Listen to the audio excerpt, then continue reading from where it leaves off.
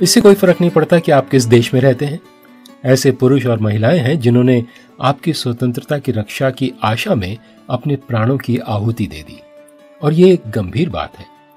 मैं हूं क्रिस्टोफर सिंह और आज के ताजा कार्यक्रम में एक बार फिर आपका स्वागत है। आज संयुक्त राज्य अमेरिका में स्मृति दिवस है, एक ऐसा दिन जब राष्ट्र सेना के उन सदस्यों को याद करता है, उनका सम्मान करता है और शोक मनाता है जिन्होंने सेवा में अपना जीवन लगा दिया।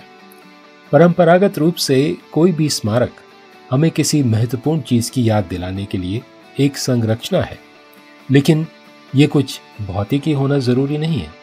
वास्तव में अब तक का सबसे बड़ा स्मारक वो है जो लोगों के दिलों में रहता है, क्योंकि वे उस कीमत को याद करते हैं जो उनके लिए चुकाई गई थी।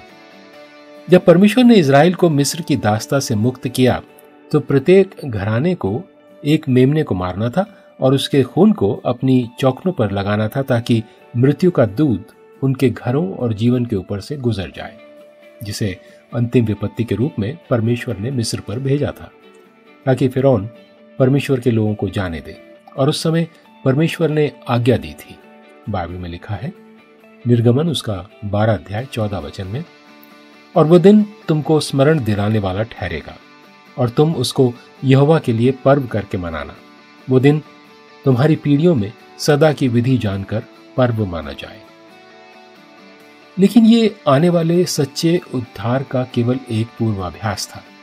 कई वर्षों बाद यीशु ने, जो परमेश्वर का मेमना है, हमारी स्वतंत्रता खरीदने के लिए अपना लहू बहाया, हमारे जीवन को नष्ट करने वाले पाप से मुक्ति दी, परमेश्वर के क्रोध से मुक्ति। जब एक दिन हम न्याय के सिंहासन के सामने खड़े होंगे तो हम सब के लिए ये होगा।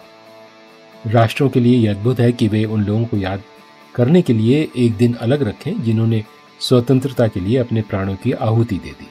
लेकिन सबसे बड़ा बलिदान उस क्रूस पर यीशु की मृत्यु थी, एक यादगार दिन।